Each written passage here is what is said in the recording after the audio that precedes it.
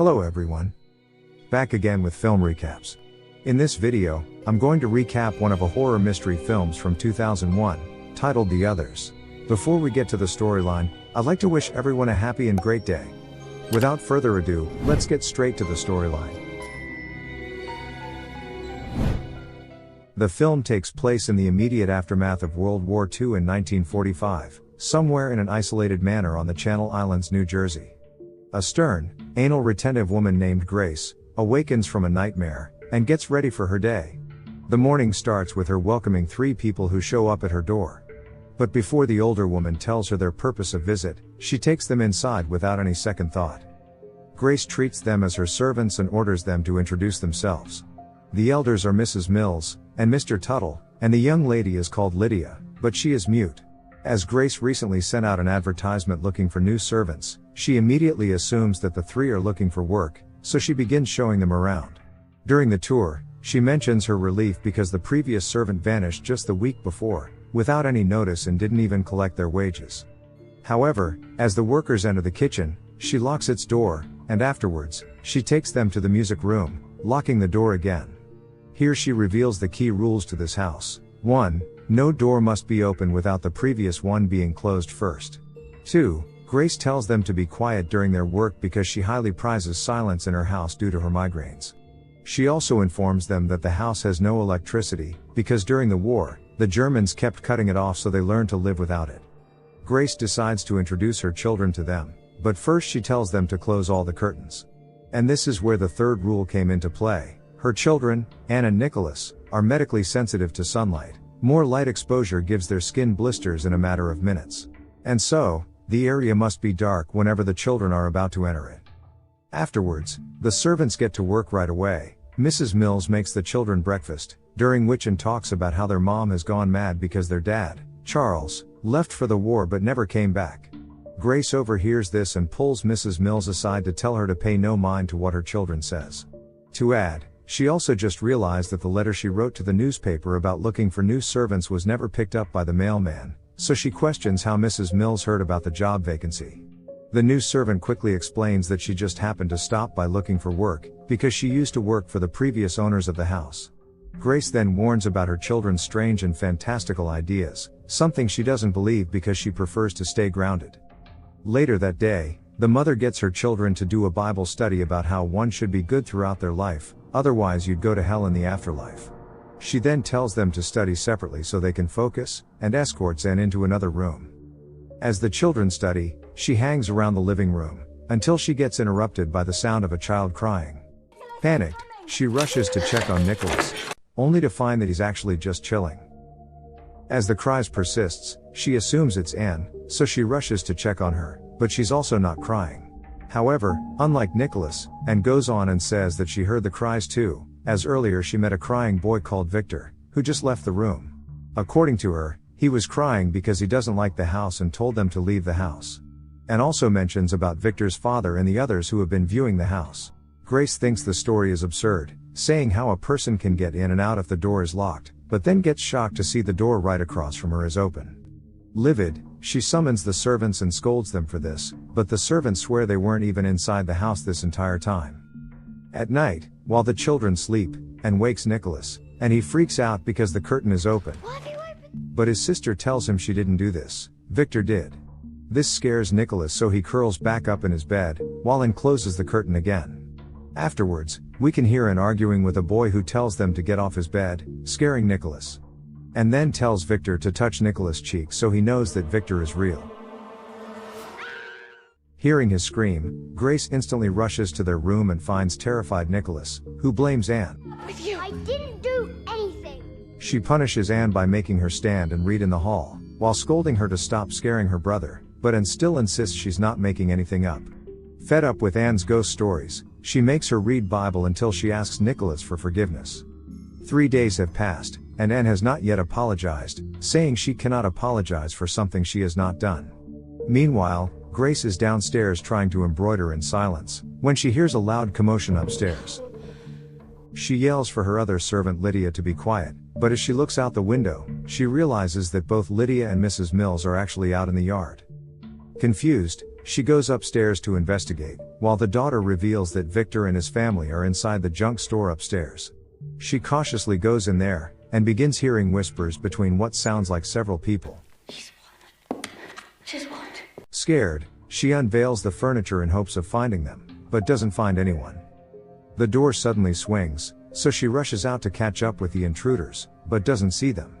And claims that there are several intruders roaming about the house who are claiming the house as theirs. Later that day, the daughter shows Grace a drawing she made of all the people living the house with them, a father, mother, a little boy, and a scary old woman who would ask Anne to come with her. Grace now believes that there are intruders roaming around, so she arms herself with a rifle, and sends her 3 servants to open all the curtains and do a full search around the house.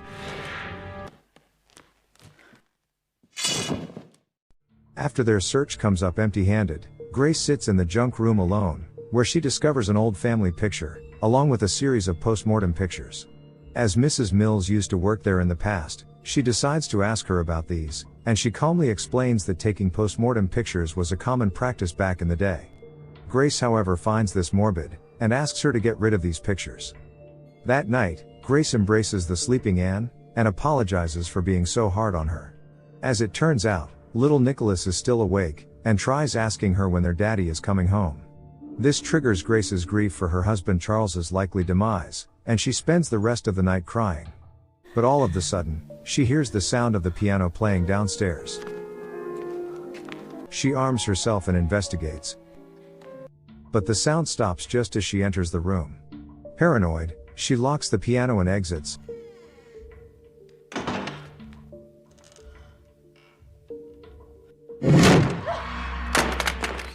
But unexpectedly the door slams in her face, locking her out of the piano room. This prompts her to freak out and call for Mrs. Mills. However, when she opens the door, Grace gets shocked to find the piano lid open again. Mills tries to calm her down afterward, and says that sometimes the world of the dead gets mixed up with the world of the living, which Grace can barely tolerate. Now starting to grapple with the fact that there may be ghosts in the house, she heads out and attempt to find the local priest. Mills tries to stop her, but Grace refuses to listen. And on her way, she assigns the gardener, Mr. Tuttle, to look for gravestones around the property. However, after she sets off, Now she thinks the house is haunted. Tuttle asks if it is safe to let her go, to which Mills says the fog will not let her go far. What's even more suspicious, Mills then tells Tuttle to cover up the gravestone completely. Meanwhile, the fog in the woods gets thicker and thicker to the extent that it does not let Grace pass. And then in the middle of it all, a figure emerges from the fog, shocking Grace, as the man is her long-lost husband, Charles. They lovingly embrace each other, making Grace forget her mission to find the priest. She then brings her husband home, shocking Mills. The first thing Charles does is walk up to his children, and hold them in his arms, but afterwards, he retreats to the bedroom and simply lies there all day, palpably unwell. While Grace shares a meal with her children later, it appears she doesn't want to acknowledge the ghost's existence anymore, and yet again scolds Anne for believing in them. This upsets the little girl, who runs out of the room crying, until Mrs. Mills stops her and assures her that she has seen the intruders Anne has been talking about, and not only that, some big changes are coming soon. At this point, Grace starts to believe that all the intruders have reverted back from their house, which worries Mills and others. They think that out of everyone, Grace would be the hardest to convince, which makes it difficult for them to carry out their plan. On the next day, Grace makes Anne wear the veil she has been sewing recently, and loves it so much that she'd like to keep wearing it. Afterwards, Grace leaves her alone to tend to her husband, who is still in bed looking lifeless. When she returns to check on Anne, she finds her playing on the ground, but to her surprise, her hands and face have turned old. What's the matter? This causes her to get violent, and thrashes that old bitch. But as she removes the veil, it turns out she's been rough handling it all along. Mills arrives and immediately takes Anne away. Later, Mills gives Grace the migraine pills she always takes, and tells her to leave the responsibilities to her. However, Grace becomes doubtful about Mills, so when Mills leaves, she does not take the pills and instead throws them into the sink. When she returns to the bedroom, Charles confronts her, saying that he found out about an incident wherein Grace went violent with her children while he was away.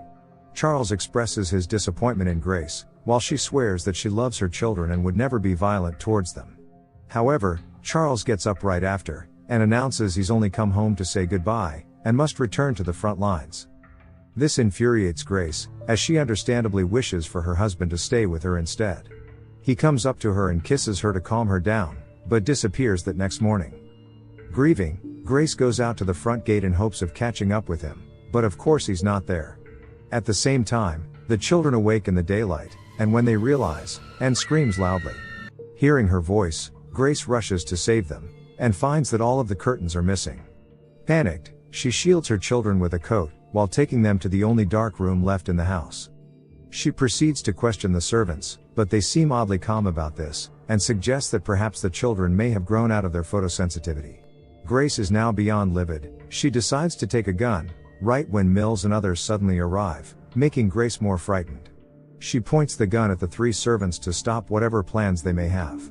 Grace then takes the keys to the rooms from them, and fires the three servants when they try to calm her down.